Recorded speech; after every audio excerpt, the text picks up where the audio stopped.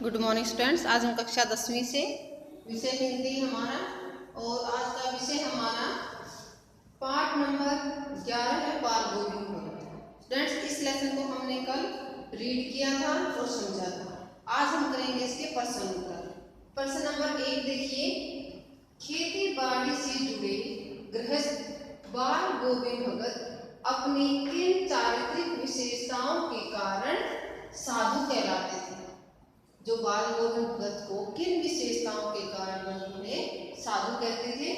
उत्तर देखिए, खेती बाड़ी से जुड़े गृहस्थ बाल गोविंद भगत वेशभूषा से साधु नहीं लगते थे, परंतु उनका व्यवहार साधु जैसा था। क्योंकि वो गृहस्थ व्यक्ति थे, वेशभूषा में वो साधु बिल्कुल नहीं लगते थे, लेकिन उनका जो व्यवहार था वो साधु जैसा था।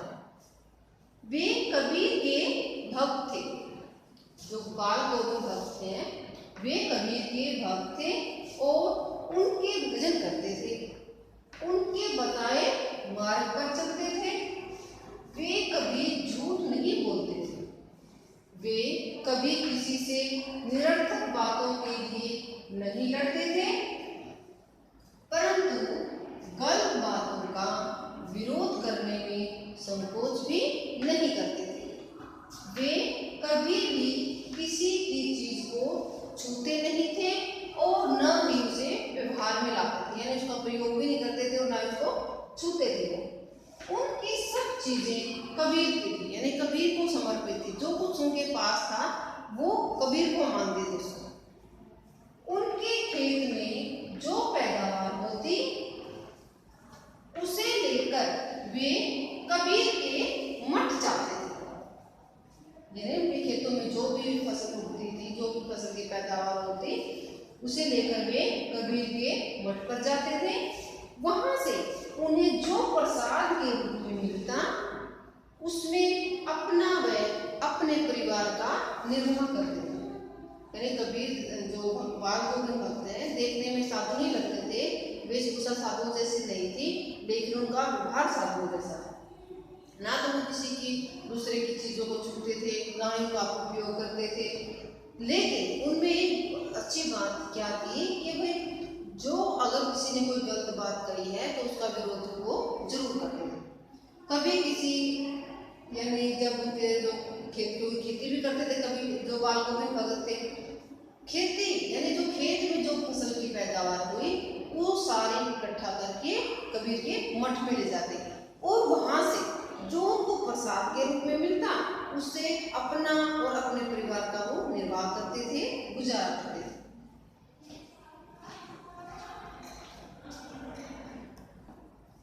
प्रश्न नंबर 2, भगत की पुत्र वधू उन्हें अकेले क्यों नहीं छोड़ना चाहती थी।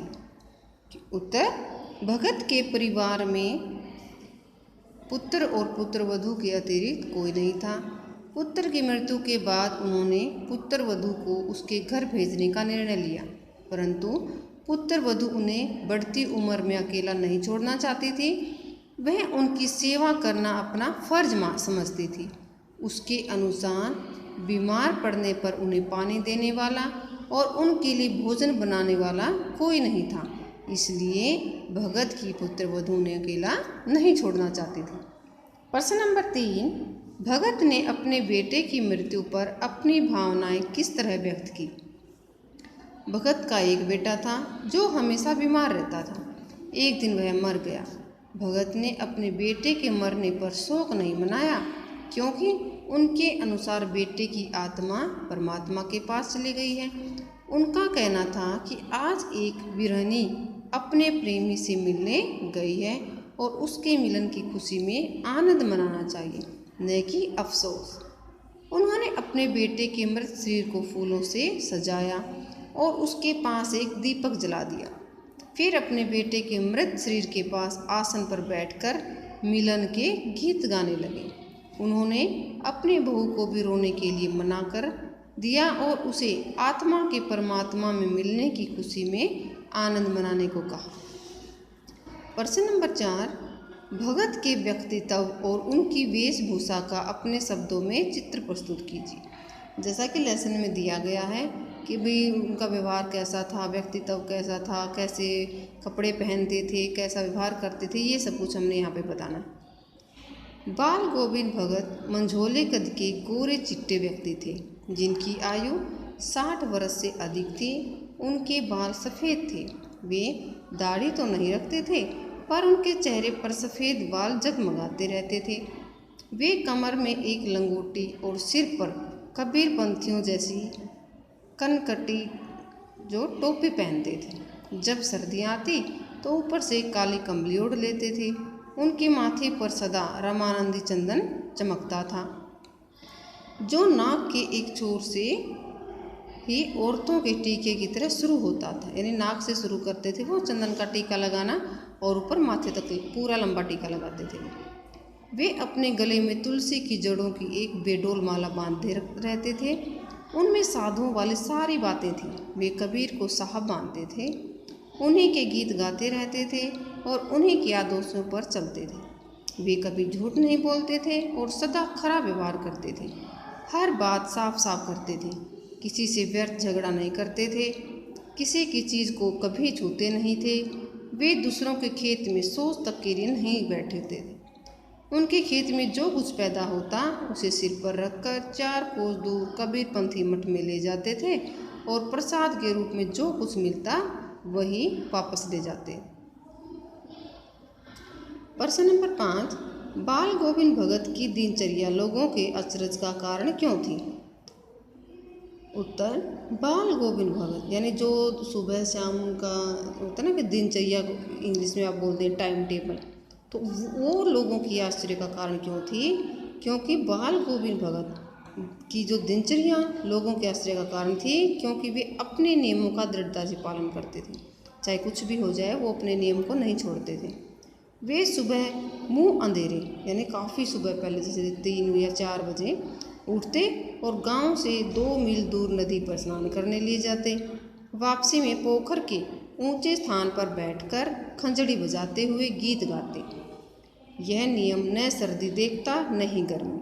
वे बिना पूछे न ही किसी की वस्तु छूते और न ही व्यवहार मिलाते थे।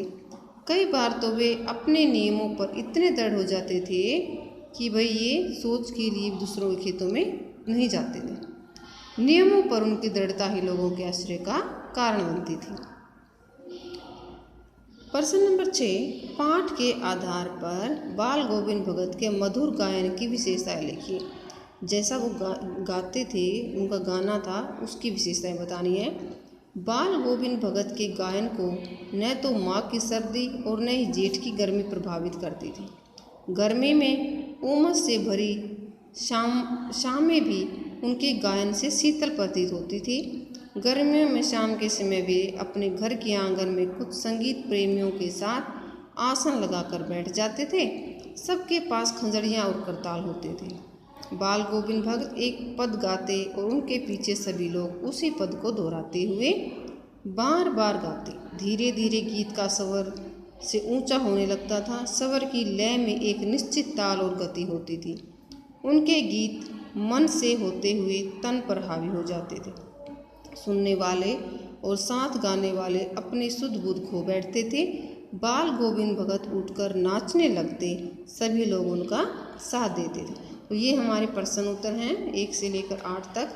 आप सबको इनको लिखना है और याद करना है।